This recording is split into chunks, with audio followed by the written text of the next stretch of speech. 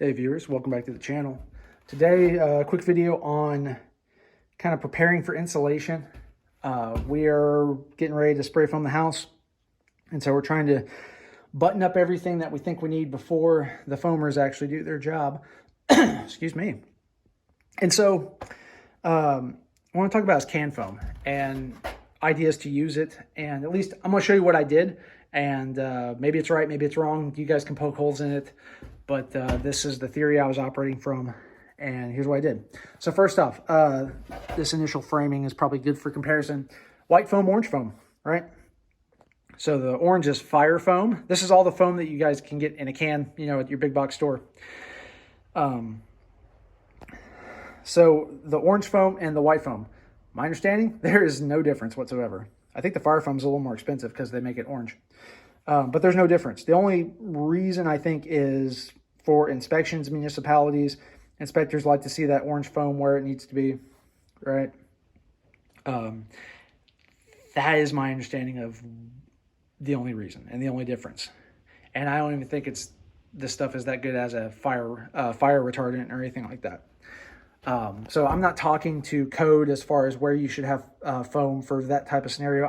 I'm mainly talking from the lens of sealing up the house, right? HVAC, thermal efficiency. So you don't try to air condition the neighborhood or the acreage that you just bought. All right, you want to keep it all in the house. So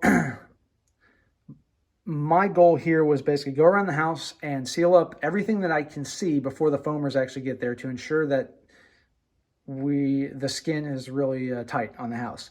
And case in point, you see all of that foam. So everywhere there's foam there was daylight before. Gaping holes in the house from the framers. And I mean, I can see why. I mean, they have this huge beam for the porch right here. I'm on the stairwell landing. And so I wanted to seal that up. And the general rule of thumb that I've been operating on is I'm walking around the house.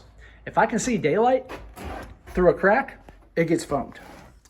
And so you can see in the stairwell, there's quite a bit. Just a little bit here. And I try not to go too crazy because I know the spray foam that I'm going to get is going to do a lot, obviously, but I wanted to see what I could do. So you see up the windows there, all along those windows, I saw cracks, so I foamed that. The other things you want to foam is all the penetrations that you make in the wall. So here's a good example, master bedroom. Exterior outlet goes through this wall, all right? So I foamed that to make sure that is all sealed. Right.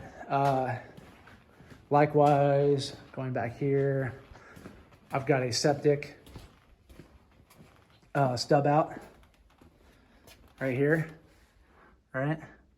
So where that conduit goes in the wall, right, I foamed all around that.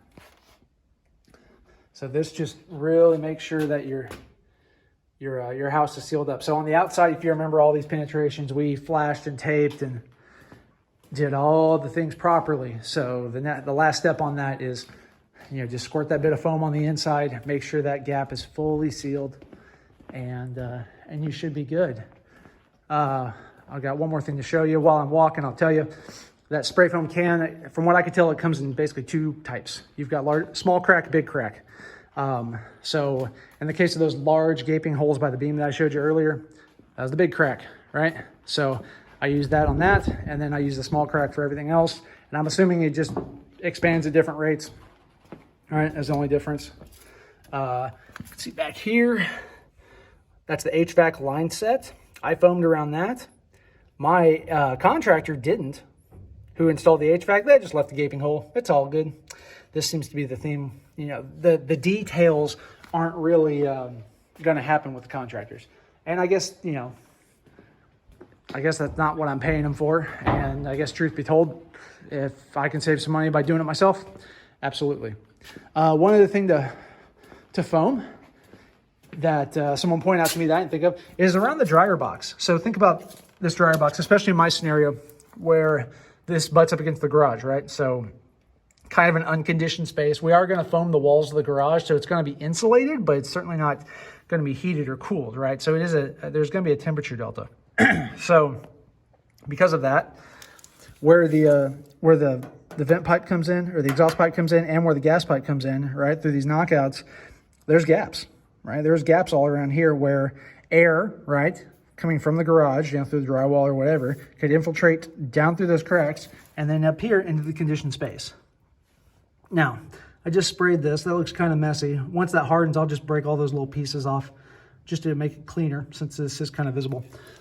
But so I would recommend doing that as well. That's really about it for the foaming, for what I did.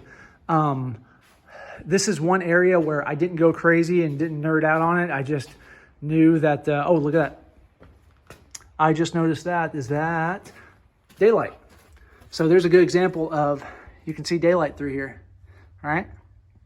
So I need to foam that just to make sure before the spray. I mean, the spray foamers are coming, right? This is an outside wall, so they should foam it. I mean, it should be taken care of when they foam the whole thing, but just to make sure, right? I'll squirt a little foam in there because I've already got a can open.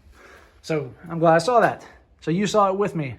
And that's what you do. Just walk around your house and look for daylight and make the daylight go away. Repeat until there's no more daylight. So that's all I got for you. Thanks for watching. We'll see you in the next one.